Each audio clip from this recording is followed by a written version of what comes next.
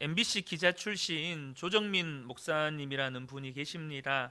언젠가 제가 예배 인도를 하지 못한 날 한번 설교 영상을 이렇게 여러분들에게 소개해 드린 적이 있는데요. 이분이 40대 중반에 처음으로 교회를 나왔습니다. 그러니까 늦게 목사님이 되신 분이죠. 40대 중반에 처음 교회를 나왔는데 교회 와서 깜짝 놀란 게 뭐였냐면 교회 안에 가짜가 그렇게 많더라는 겁니다. 말은 예수 믿는 그리스도인이라고 하지만 막상 뚜껑을 열어서 들추어 보면 진짜가 아닌 경우가 많더라는 거예요. 요한복음에는 예수님 자신에 대한 여러 가지 선언이 나오는데요. 여러분 다 아시는 말씀입니다. 나는 생명의 떡이다. 나는 세상의 빛이다. 나는 양의 문이다. 나는 선한 목자다. 나는 부활이요 생명이다. 나는 길이요 진리요 생명이다. 나는 포도나무다. 다 아시는 말씀이죠. 그런데 예수님이 자신의 선언 앞에 참이라는 단어를 많이 쓰십니다. 그러니까 참 빛이다. 참 선지자다. 참 목자다, 참 구원, 또 참 포도나무, 이렇게 참이라는 단어를 참 많이 쓰십니다. 왜 예수님이 이 자신의 선언 앞, 자기 자신에 대한 선언 앞에 참이라는 단어를 많이 쓰셨을까요? 거짓 투성이였기 때문입니다. 당시에 거짓 교사, 거짓 아비들이 정말 많았다는 거예요. 그런데 예수님은 진짜라는 것입니다. 우리는 진짜를 믿고 있는 사람들입니다. 아멘이시죠? 그렇다면 우리의 믿음도 진짜여야 합니다. 내 믿음이 진짜라는 증거가 뭘까요? 바로 믿음이 자란다는 겁니다. 내 믿음이 자란다는 거예요. 베드로후서 3장 18절을 보면 오직 우리 주 곧 구주 예수 그리스도의 은혜와 그를 아는 지식에서 자라가라 라고 말씀합니다. 또 에베소서 4장 13절에도 우리가 다 하나님의 아들을 믿는 것과 아는 일에 하나가 되어 온전한 사람을 이루어 그리스도의 장성한 분량이 충만한 데까지 이르리니 라고 말씀하시죠. 다 이것은 대표적으로 우리의 믿음이 자라야 하는 것에 대한 권면의 말씀입니다. 여러분, 왜 진짜 믿음은 자라는 것일까요? 바로 믿음은 생명이기 때문입니다. 그래서 여러분, 내가 진짜 믿음을 가졌다면 반드시 나의 믿음은 자라가야 하는 거예요. 여러분, 여러분의 믿음은 자라가고 있습니까? 과거와 지금을 비교해 봤을 때 여러분은 과거에 비해서 여러분의 믿음이 자라 있는 것 같습니까? 오늘 본문은 지난 시간에 나눈 본문에 이어지는 내용입니다. 사도 바울이 청문회에서 이제 아그리빠 왕에게 전도하는 장면이에요. 저는 오늘 본문을 읽고 묵상하는 가운데 자꾸 사도 바울의 믿음이 이렇게 눈에 들어오는 거예요. 사도 바울이 어떤 믿음을 가졌는지는 굳이 제가 따로 설명드리지 않아도 우리가 지금까지 사도행전을 나누고 있고 또 여러 바울 서신서를 나누면서 수차례 사도 바울의 믿음의 역사들을 함께 우리가 나눴잖아요. 그런데 사도 바울은 왜 그런 놀라운 믿음을 가질 수 있었을까요? 함께 오늘 말씀을 나누면서 우리의 믿음도 점검해 보고 또 다시금 우리의 믿음이 자라는 기회가 되기를 축복합니다. 사도 바울은 어떻게 그런 믿음을 가질 수 있었을까요? 어떻게 우리의 믿음은 계속해서 자라갈 수 있는 것입니까? 오늘 세 가지를 나누기를 원하는데요. 첫 번째는요, 좀 과격한 표현이긴 하는데요, 예수님께 미치라는 겁니다. 예수님께 미쳐야 한다는 거예요. 오늘 본문에 있는 표현을 그대로 사실 옮긴 겁니다. 사도행전 26장 24절을 보면 베스도가 크게 소리내어 이르되 바울아 네가 미쳤도다. 내 많은 학문이 너를 미치게 한다. 그러니까 베스도가 봤을 때 사도 바울은 미친 사람처럼 보이는 거예요. 근데 뭐에 미친 걸까요? 사도 바울 베스도는 네 많은 학문이 너를 미치게 한다라고 말하고 있지만 그렇게 사도 바울이 미치게 보였던 건 뭘 때문일까요? 사도 바울이 예수님만 이야기하는 거예요.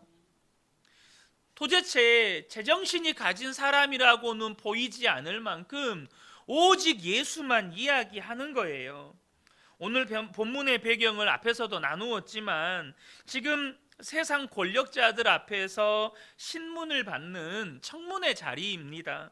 말 한마디 잘못했다가는 이 권력자들에게 밉보여서 없는 죄도 있게 만들어 버릴 수 있는 자리예요. 그러다 보니 여러분, 권력자들 앞에서 어떻게 해서든지 잘 보여야 되고 또 어떻게 해서든지 자기 변호를 해야 하는 자리입니다. 그런데 사도 바울은 그런 청문회 자리조차 복음을 전하는 기회로 삼습니다. 그는 기회를 얻든지 못 얻든지 항상 복음을 전하려고 애썼고 또 자기의 제자 디모데에게도 그렇게 권면했어요. 디모데후서 4장 2절에 너는 말씀을 전파하라. 때를 얻든지 못 얻든지 항상 힘쓰라. 사도 바울은 정말 예수님께 미쳐있는 사람이었습니다.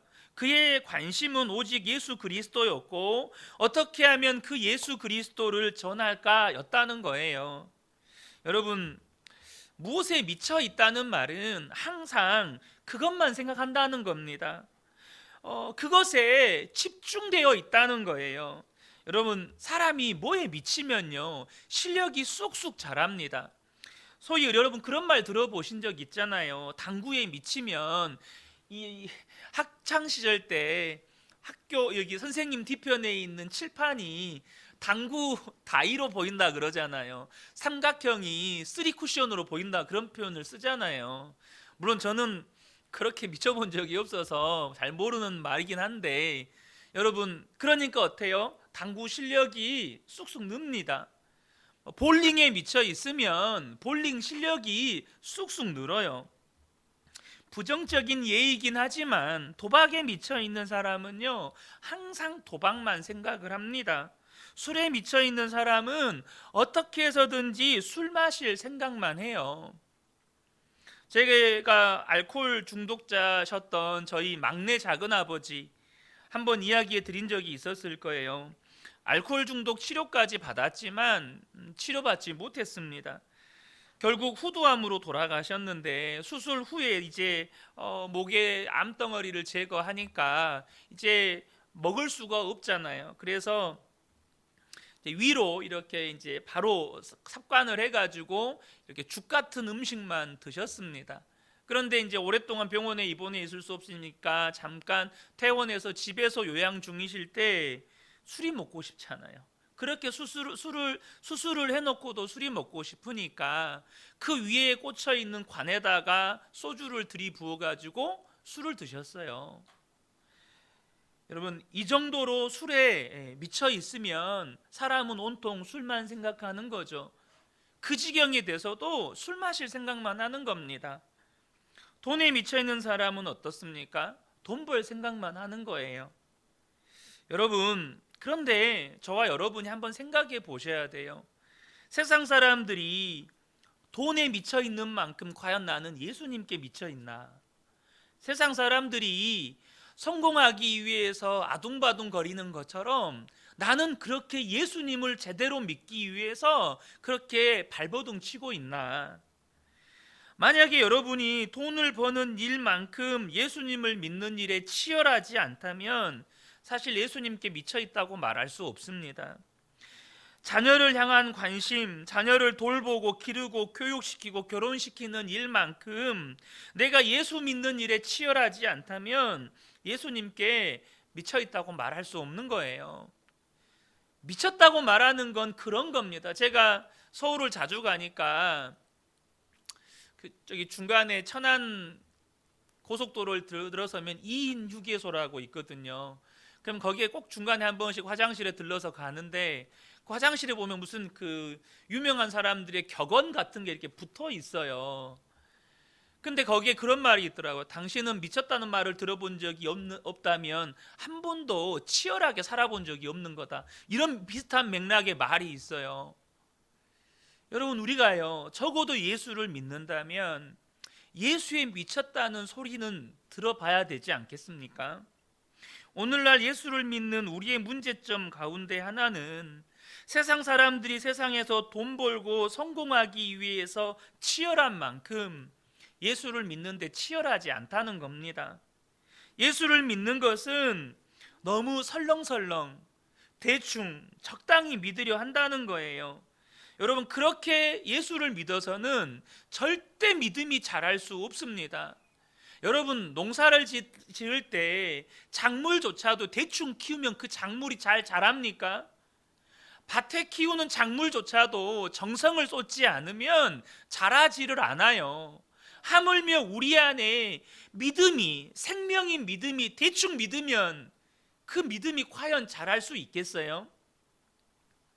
무엇보다도 우리의 원수 대적 마귀는 지금도 우는 사자처럼 삼킬 차를 두루 찾아다녀요. 이 말은 무슨 말이냐면 마귀가요, 성도들을 가만히 지켜보면서 노려보고 있어요. 성도라는 말은 뭔 말이죠? 예수께서 심어놓은 믿음의 씨앗이 그 속에 있는 사람들이라는 거예요. 그런데 그렇게 가만히 지켜보면서 노려보고 있다가 그 믿음의 씨앗에서 싹이 나올 틈이 보이면, 싹이 좀 나온다 싶으면 가서 짓밟아 버리려고 그렇게 노려보고 있다는 거예요. 믿음의 싹이 나왔는데 가서 짓밟아 버려야지. 그렇게 우는 사자처럼 그렇게 우리를 노려보고 있다는 겁니다. 그런 처지 가운데 있는 성도들이 예수님께 미치지 않고 영적인 치열함도 없이 어떻게 마귀의 유혹과 공격이 많은 이 영적으로 혼탁한 이 시대 속에서 믿음을 지키면서 살 수 있으며 그 믿음이 제대로 성장할 수 있겠냐는 거예요. 최근에 그 영향력을 생각했을 때 정말 안타까운 기사 하나를 봤어요. 뭐냐면 한때 국민 남동생이라고 불렸죠. 많은 사람들에게 호감형 가수자, 연기자로 사랑받던 이승기 씨가 결혼 발표를 했거든요. 아마 이승기 씨 다 아시죠? 그런데 그 기사 중에 한 가지 사실이 제 마음을 참 근심하게 했는데, 그게 뭐였냐면 이 배우자가 될 여인하고 결혼하기 위해서 종교까지 개종했다는 거예요. 이전까지 종교가 개신교였는데 배우자가 될 여인과 결혼하기 위해서 그 집안의 종교인 불교로 개종까지 했다는 거예요. 그 개인에 대해서도 안타까운 마음이지만 이승기 씨를 좋아하는 얼마나 많은 10대, 20대 크리스찬 청소년, 청년들에게 얼마나 악영향을 끼칠까? 또 얼마나 많은 10대, 20대 우리 그리스도인들이 믿음이 흔들릴까? 이런 생각이 드는 거예요. 어떤 분들은 그런 이야기 합니다. 예수를 믿어도 적당히 믿어야 한다고. 예수를 믿어도 좀 교양 있게 믿으라고. 그래서 최근에 어떤 그 윤은혜 씨가 또 이분도 가수자, 연기자죠. 영상이 하나 올라왔더라고요. 간증하면서 또 이렇게 막 주야 외치면서 기도하는 게 이렇게 간증 영상으로, 전 너무 할렐루야였어요. 그런 거 보면서. 근데 거기 밑에 무섭다 막 이런 댓글들이 막 올라와 있는 거예요. 그러니까 예수를 믿어도 교양 있게 믿으라는 거죠. 근데 여러분, 저는 그런 이야기를 하는, 특별히 믿는다고 하면서 예수를 적당히 교양 있게 믿어야 된다고 말씀하시는 분들에게 반문하고 싶은 게 있어요. 그게 뭐냐면 예수님을 제대로 믿어본 적이 있냐는 거예요. 정말로 예수 믿고 말씀에 제대로 순종해 본 적은 있냐는 거예요. 예수님을 정말로 이 세상보다, 명예보다, 성공보다, 돈보다, 자기 자신보다 사랑하느냐는 거예요. 예수님이 분명히 이렇게 말씀하셨습니다. 네 마음을, 마가복음 12장 30절입니다. 네 마음을 다하고 목숨을 다하고 뜻을 다하고 힘을 다하여 주 너의 하나님을 사랑하라. 하나님을 그냥 사랑하는 게 아니고요, 목숨 다해서 사랑하래요. 마음 다해서 사랑하래요. 그러니까 마음 안에는 하나님 외에 다른 게 있으면 안 된다는 거예요. 마음을 다해야 되니까. 마음의 일부가 아니라 마음을 다해야 되니까. 여러분, 마음 다하고 목숨 다하고 뜻 다하고 힘 다해서 예수님을 사랑하는 일이 예수님께 미치지 않고 가능한 일입니까? 여러분, 정말로 믿음이 자라기를 원하신다면 여러분, 예수님께 미치셔야 돼요. 오직 예수님만 바라보셔야 돼요. 예수님 한 분만 보여야 돼요. 히브리서 12장 2절과 3절에 믿음의 주요 또 온전하게 하시는 이인 예수를 바라보자. 너희가 피곤하여 낙심하지 않기 위하여 죄인들이 이같이 자기에게 거역한 일을 참으신 일을 생각하라. 오늘 본문의 사도 바울의 모습, 딱 그 모습 아닙니까? 온통 예수님밖에 없는 거예요. 어떻게 하면 여기서 잘 변호해서 이 위기를 모면해 볼까가 아니라 내가 여기서 죽든 말든 난 상관없어. 나는 어떻게 해서든지 예수님만 전할 거야. 사도 바울 마음 안에는 온통 예수님밖에 없었다는 겁니다. 여러분, 예수님께 미쳐야 믿음은 자라는 거예요. 자, 두 번째입니다. 두 번째는요, 진리의 말씀에 근거한 신앙생활을 하라는 겁니다. 사도 바울이 자기를 변호할 때요, 자기가 왜 지금의 믿음을 가지게 되었는지를 이야기하는데요, 그 지금 자기가 이런 믿음을 갖게 된 그 근거가 철저하게 말씀에 근거한 이야기를 하고 있다는 거예요.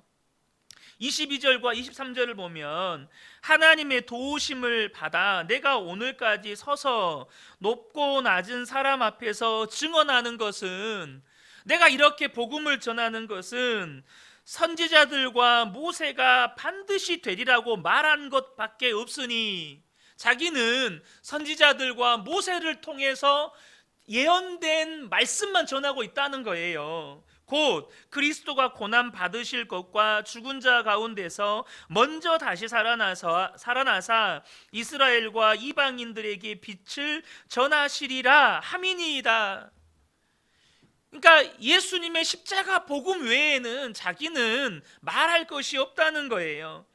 사도 바울이 전하는 모든 것은요, 선지자들과 모세에 의해서 예언된 그 메시아에 관련된 것 외에는 자기는 말하지 않는다는 겁니다. 물론 본문에 사도 바울이 다메섹으로 가는 길에 경험했던 그 초자연적인 사건도 기록되어 있지만, 그 초자연적인 사건의 핵심은 뭡니까? 내가 예수님을 만났다. 그 예수님이 나에게 말씀하셨다. 이게 핵심입니다.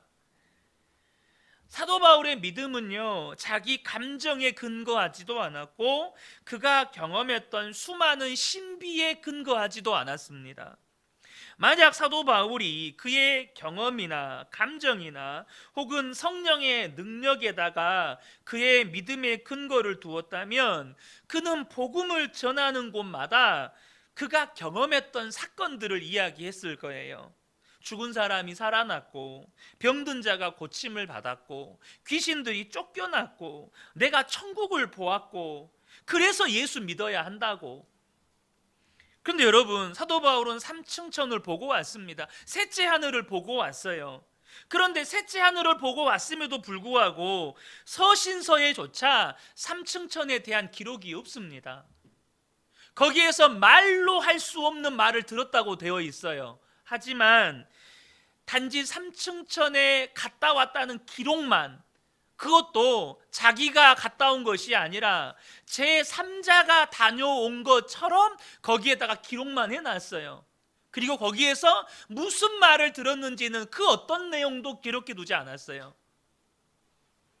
고린도후서 12장 2절을 보면 내가 그리스도 안에 있는 한 사람을 아노니 그가 14년 전에 셋째 하늘에 이끌려 간 자라. 그가 몸 안에 있었는지 몸 밖에 있었는지 나는 모르거니와 하나님은 아시느니라. 4절에 그가 낙원으로 이끌려 가서 말로 표현할 수 없는 말을 들었으니 사람이 가히 이르지 못할 말이로다.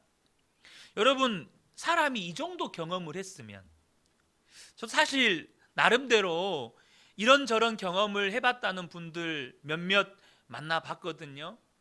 그러면 좀 죄송한 표현이지만 그분들이 자기가 경험한 내용들을 그렇게 많이 이야기를 해요. 그렇게 자기가 경험했던 은사나 어떤 능력이나 그런 이야기들을 그렇게 많이 이야기합니다. 그럼 적어도 사도 바울이요, 이 정도 경험을 했으면 적어도 자신의 모든 믿음의 근거를 어떤 경험이나 성령의 은사나 혹은 자신의 어떤 능력에다가 두어야 되지 않겠습니까? 그런데요, 사도 바울의 믿음은 언제나 진리의 말씀의 근거가 있었어요. 사도 바울의 고백입니다. 고린도전서 2장 2절에 내가 너희 중에서 예수 그리스도와 그가 십자가에 못 박히신 것 외에는 아무것도 알지 아니하기로 작정하였습니다. 오직 예수 그리스도를 아는 것 외에는, 예수 그리스도 외에는 아무것도 알기로 작정하지 않았다. 왜 그렇습니까? 왜 사도 바울이 오직 진리의 말씀에다가 자신의 믿음의 근거를 두었을까요? 여러분, 믿음은요, 오직 말씀에서 나는 겁니다. 로마서 10장 17절에 그러므로 믿음은 들음에서 나며 들음은 그리스도의 말씀으로 말미암았느니라. 사랑하는 성도 여러분, 여러분의 믿음을 언제나 말씀의 반석 위에 세워가시기를 예수님의 이름으로 축복합니다. 여러분, 우리의 믿음의 성장에 도움이 되었다가도 큰 장애물이 되는 것이 바로 경험이라고 하는 거예요. 물론 우리는 예수님을 경험해야 합니다. 하나님을 경험해야 돼요. 분명 우리가 예수님을 믿게 되면 여러 가지 믿음의 역사를 경험하게 돼요. 기도 응답의 역사 경험하잖아요. 성령의 은사의 역사 경험하잖아요. 때로는 하나님께서 신비한 어떤 성령의 체험을 하게 하실 수도 있어요. 그래서 여러분, 예수를 믿는 성도들에게는 저마다 개인적인 간증이 있어요. 여러분, 간증이 있는 것은 신앙생활에 있어서 그 사람의 믿음의 중요한 증거요, 표징이 될 수 있습니다. 그러나 그것이 믿음의 근거는 될 수 없다는 거예요. 다시 말하면 거기에다가 믿음을 세울 수는 없다는 거예요. 내가 경험했던 사건들 위에다가 나의 믿음을 세울 수가 없다는 거예요. 오히려 그것은 우리의 믿음의 성장을 방해하기도 합니다. 하나님이 행하실 새로운 일들을 제한한다고요.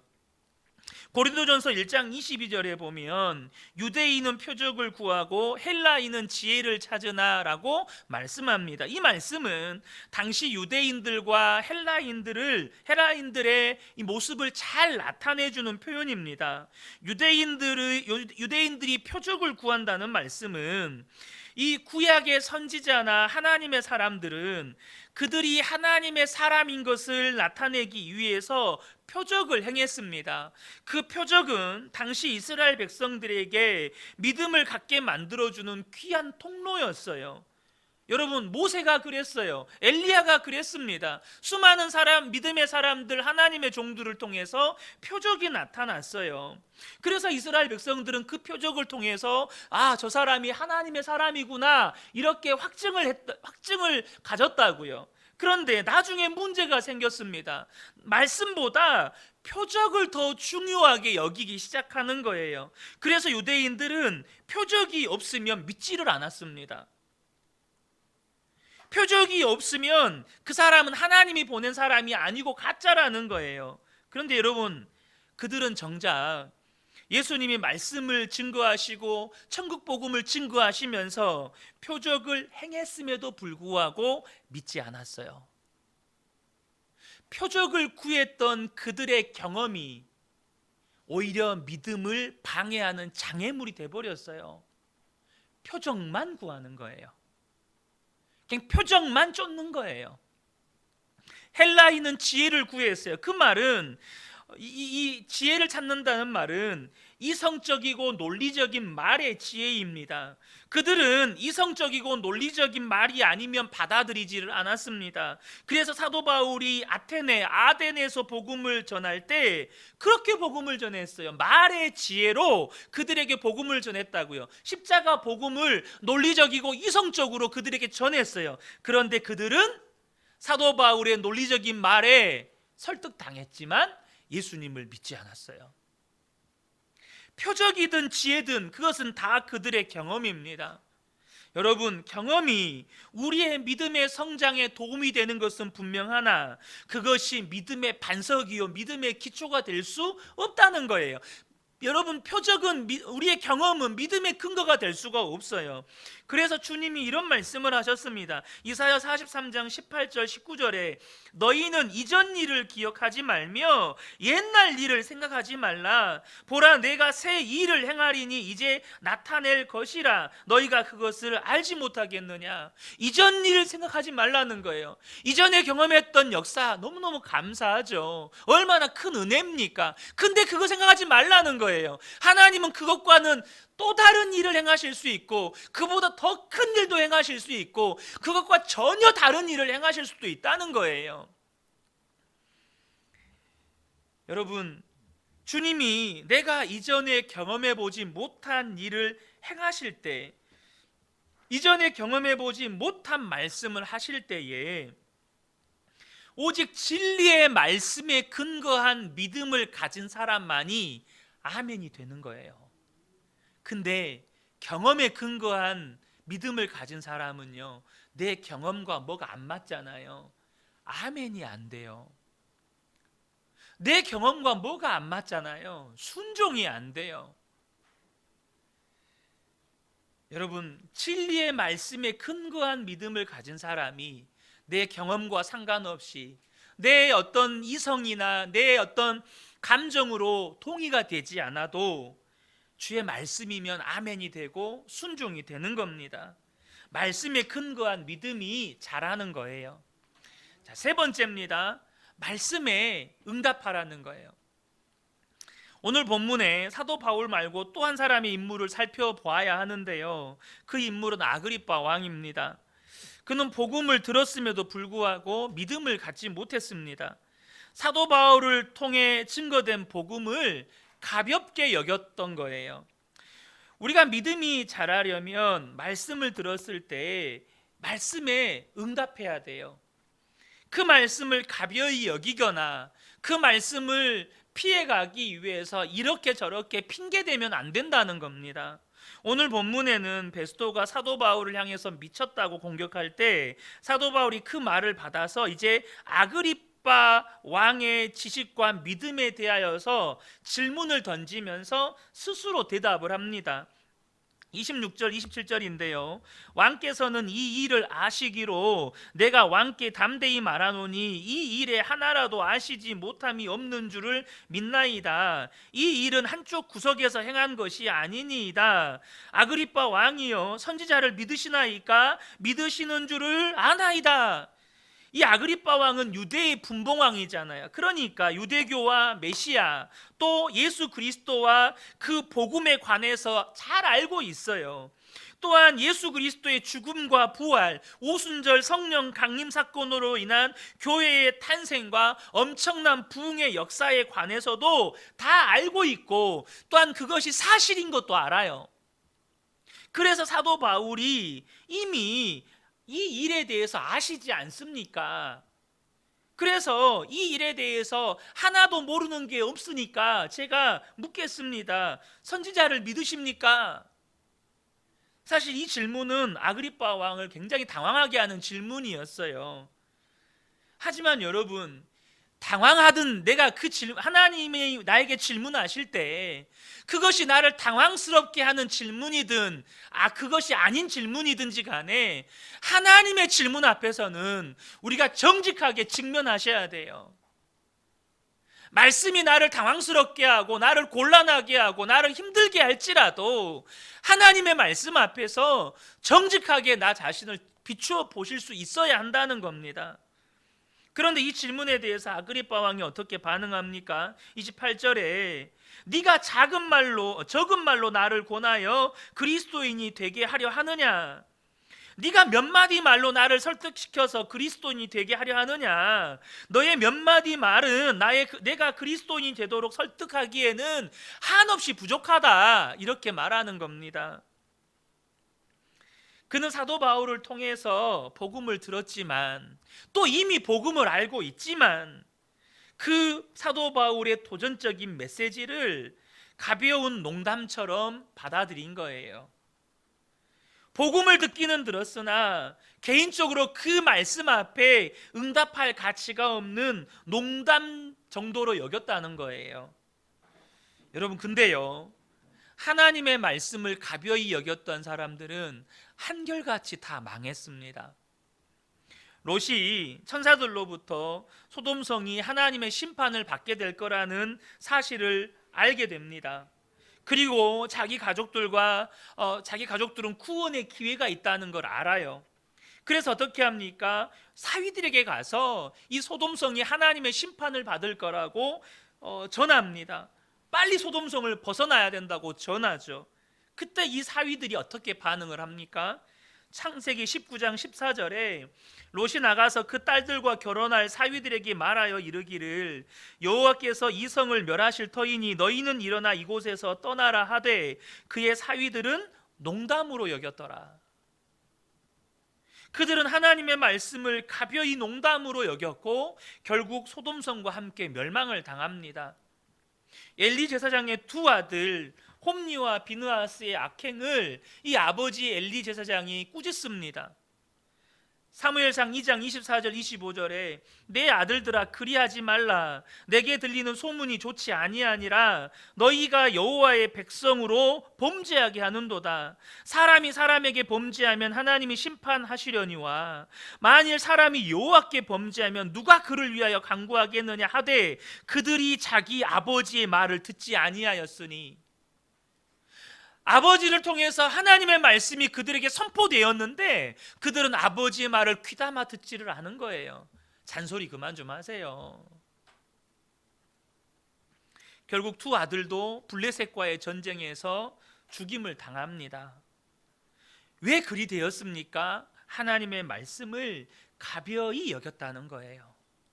사랑하는 성도 여러분, 하나님의 말씀이 여러분을 당황케 할 수도 있고 여러분의 마음을 어렵게 할 수도 있고 여러분을 부담하게 할 수도 있어요. 그럼에도 불구하고 말씀 앞에 정직하게 쓰셔야 합니다.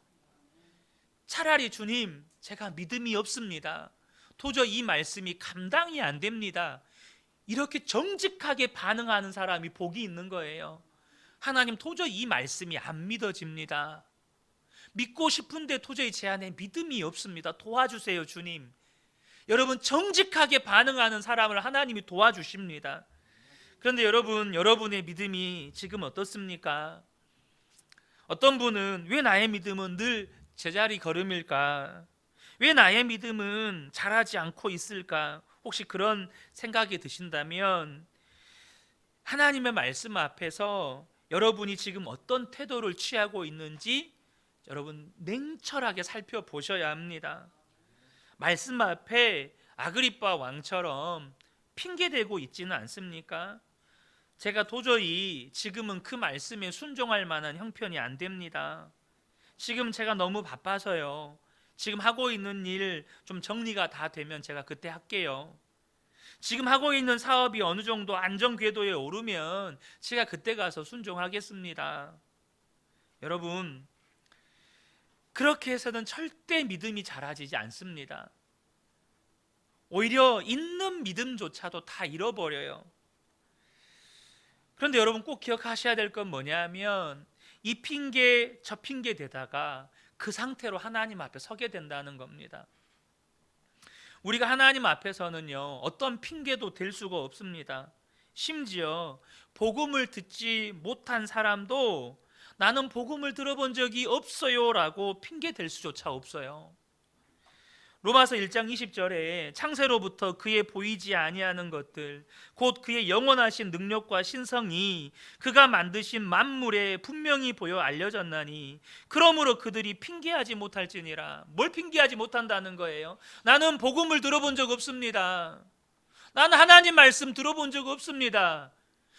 여러분, 예수 안 믿는 사람들도 그런 핑계 못 댄다는 거예요. 하물며 우리는 성경까지 선물로 받았고 성령까지 선물로 받았잖아요.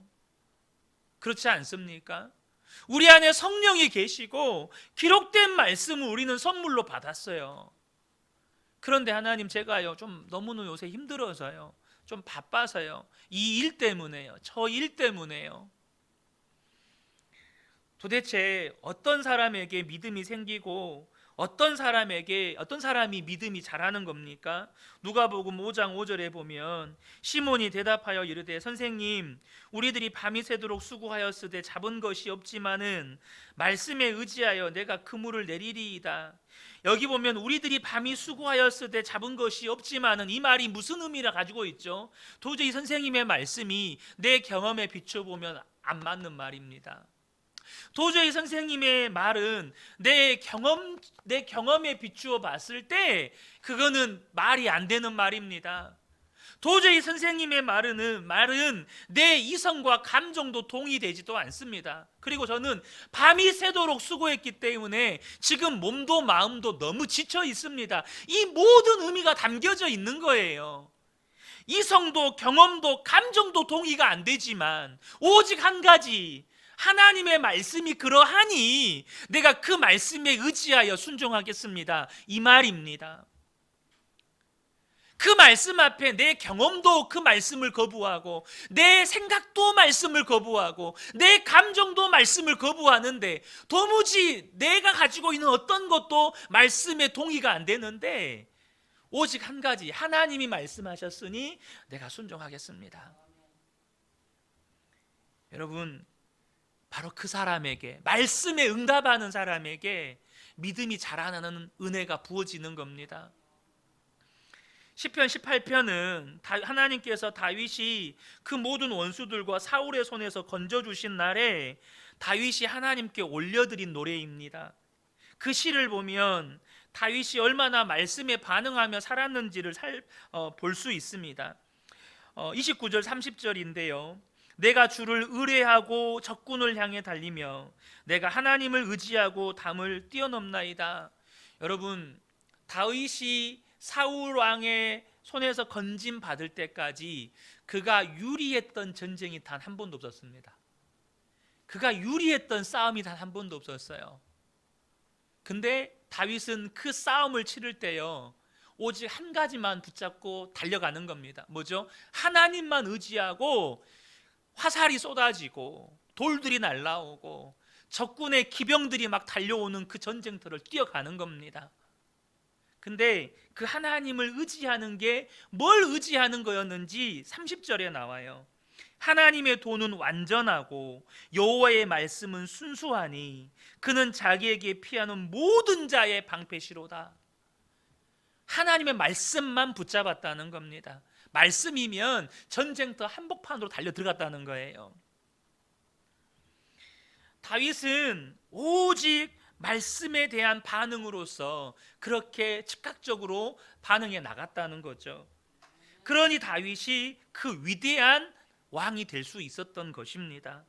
여러분, 말씀에 대한 반응이 없이는 결코 믿음은 자라지 않습니다. 때로는 그 말씀이 여러분을 당황케 하는 말씀일 수도 있고, 여러분의 경험도 이성도 감정도 다 그 말씀을 거부하는 말씀일 수도 있어요. 그러나 하나님의 말씀이니까 아멘하고 달려가는 겁니다. 그러면 놀라운 말씀의 능력이 경험되는 거예요. 사랑하는 성도 여러분, 저는 정말로 우리 근혜교회 모든 성도님들의 믿음이 계속해서 자라가기를 축복합니다. 근혜교회 저와 함께 신앙생활하는 동안에 우리 근혜교회 모든 성도님들이 제가 이곳에서 신앙생활하면서 제 믿음이 이렇게 자랐어요. 분명히 제 과거의 모습을 보면 이 말씀이 믿어지지도 않고 순종도 안 됐는데, 지금은 이 말씀이 너무나도 자연스럽게 믿어지고 그냥 그 말씀에 아멘이 돼요. 그 말씀이 우리 가정에 그대로 이루어졌다니까요. 이런 고백이 우리 성도님들의 입술에서 나왔으면 좋겠어요. 여러분, 믿음은 자라야 합니다. 또 믿음은 반드시 자라야 믿음인 겁니다. 이 밤에 함께 예배한 우리 모든 성도님들께 믿음이 자라나는 놀라운 은혜가 함께 하시기를 예수님의 이름으로 축복합니다. 아멘.